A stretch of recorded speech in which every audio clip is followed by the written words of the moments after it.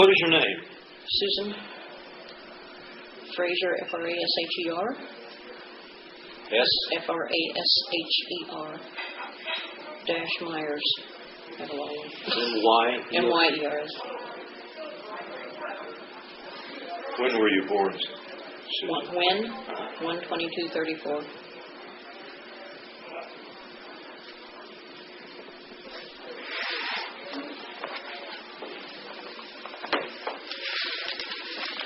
I have a few questions I'd like to ask you about your military service, but I'd also like to establish a genealogical line.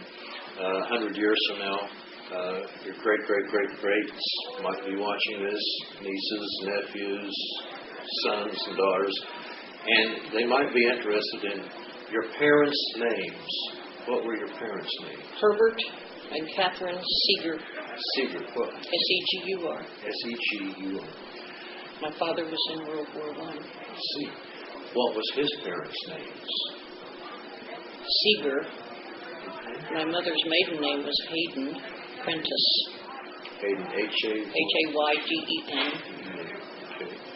Remember, or do you know your father's parents' names? This would be your grandparents' names. Yes, Carrie Goodale was his mother. And his father was Guy Seeger. Okay. And your mother's parents' names? Catherine Hayden and Mark Prentice. Okay, Mark Prentice. Now, are you married, single, divorced, widowed? Single? As of now, married. Okay. What is your husband's name? His name is Robert Myers. M-Y-E-R-S. Okay. Do you have children? I have 5. What are their names? Scott, Leslie, Jill, Melanie, and Laura. Okay, good. And do they have children? Yes, they do. How many grandchildren do you have? 8. 8 grandchildren? Yes. Okay. Now, what is your address presently? 8340 Green Street, Wheelersburg. Okay. And your occupation, are you retired? I'm a retired teacher. You're a teacher? From the Valley School District. Okay. How long were you a teacher? 30 years. How much education do you have? 1 year beyond college. See, you have a bachelor's degree then in yes, plus 1 year in education. In education. Did you go to what school did you attend? I went to Lake Erie College near Cleveland, and also was graduated from Ohio University. Let me ask you about your military. Were you in the Army? Maybe? I was in the Army. At that time known as the Women's Army Corps. Wax. Okay. Did you join? They had no draft for women, did they? Okay, when did you join? I had 2 years of college after high school and decided I wanted a little adventure, so I went into the Army. But I had a particular reason. I had been in a rifle club. In a rifle club? Yes, here in Portsmouth, and fired in a lot of tri-state rifle matches. I love to target shoot, and that was the main reason why I went into the service. And after basic training, they immediately put me on the WAC Training Center in Fort McClellan, Alabama, and I taught the officers how to fire the .45 and the recruits how to fire the carbine, and then I myself would fire the M1 rifle when they went out on night problems. And I was there the whole time on the training center, so I did not go overseas. Where did you do your basic training? At Fort McClellan, Alabama. Is that where all the women went? That's where all the women went at that time. Originally it was at Fort Lee, Virginia, and I think the class that I was in was maybe the second class to be graduated from Fort McClellan. They had just moved the training center from Fort Lee to Fort McClellan. What was the date that you entered the service? 1 July, 54. When were you discharged? In 56. I had actually married my hometown sweetheart at that time. So I did not complete my full 3 years, but I was honorably discharged. Well, when you were discharged, what was your rank? My rank was just a PFC. Okay. And now, you did your basic training at Fort McClellan. What was your MOS? Rifle instructor. Okay. Weapons instructor. Okay. And what type of weapons was that? You mentioned the .45. The M1, the .45, and the .30 carbine.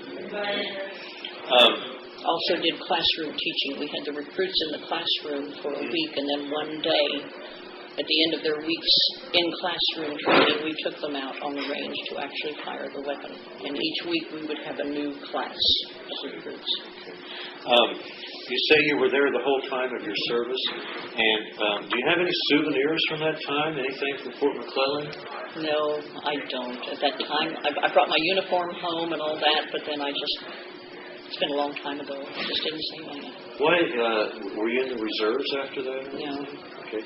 And then what happened to you? You came home, you were married, and then went to college for... Finished college and began teaching. Okay. Charlotte Valley the whole time? No, I was at Northwest for 10 years. Then I lived in Houston, Texas, and taught there for 3 years. And I came back and finished 17 years at Valley. I retired 3 years ago. I see. Okay. And have you kept in touch, or do you remember any of the people that you served with? No, I remember them, but I have not been in touch with them. Have you been back to visit Fort McClellan? No. Where is it now? It's in Virginia. No, it's in Alabama. It's in Alabama. Fort Lee was in Virginia. This was in Alabama. Did you like the service for the period of time? I loved it. And then let me ask you this then, and you don't have to answer if you don't want to. Why did you leave the service? I married. And at that time, women, you could elect to stay in, but not very many of them did. And I did for a while, but then I got out because my husband was not Army. He was here in Ohio. He was a civilian in Ohio, so you came back here to be with him? I came back to be with him. Okay. And are you currently married to him? No, he died. I see. When did he pass away? About 6 or 7 years ago. I see. Now, you what was it like? You were in about 2 years, you said. Now, and that was in the 50s, 55? 54 to 56, yes. 50, it would have included 55. What was it like being a woman in the service at that time?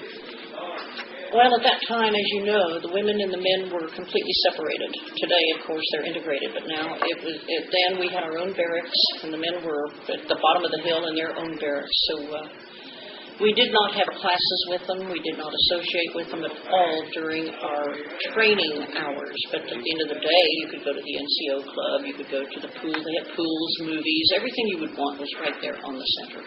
And but as far as working relationships with them, we didn't.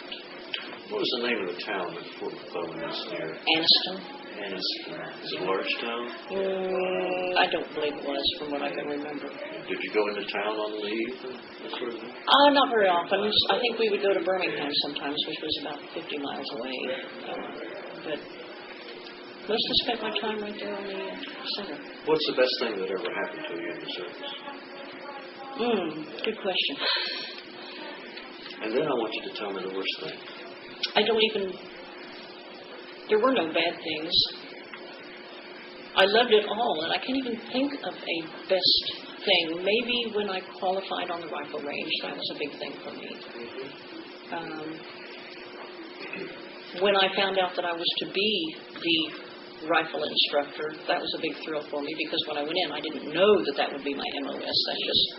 I remember when we fired on the range, they observed me in the 4 positions that we fired, and they could see that I kind of knew what I was doing. So later, when we got our orders, I was thrilled to find out that I was going to do that. Can you break down an M1 today? Yes, because I am also on the funeral detail of the American Legion. I see. And I fire M1s 4 and 5 times a week on the firing squad. We're losing a lot of World War II veterans every week. Last year we buried 147, and this year we're up to 104. Okay. How long have you been in the American Legion? I think this is my 7th year. I waited till the children were raised. Well, what motivated you then to join?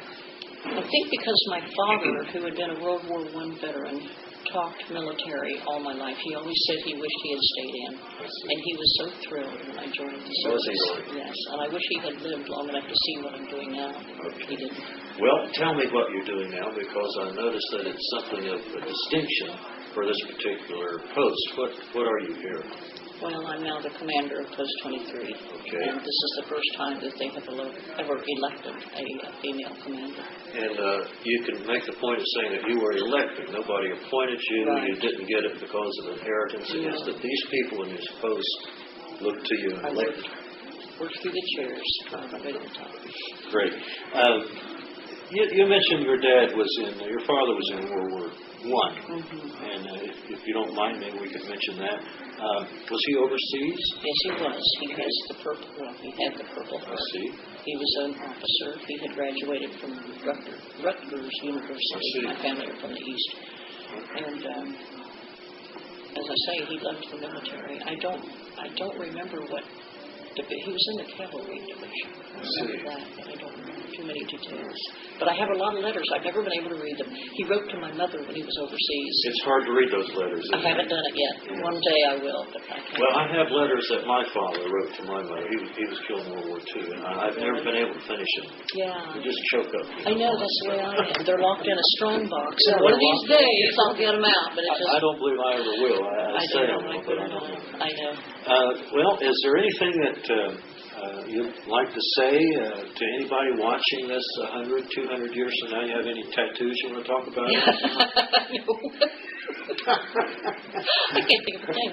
Okay. Except that I recommend the military. It's been a wonderful experience. You recommend it to a woman? I recommend it to anyone. And the friends, the camaraderie that I have encountered here in the Legion, that's one thing that's so special about this organization. We're all veterans.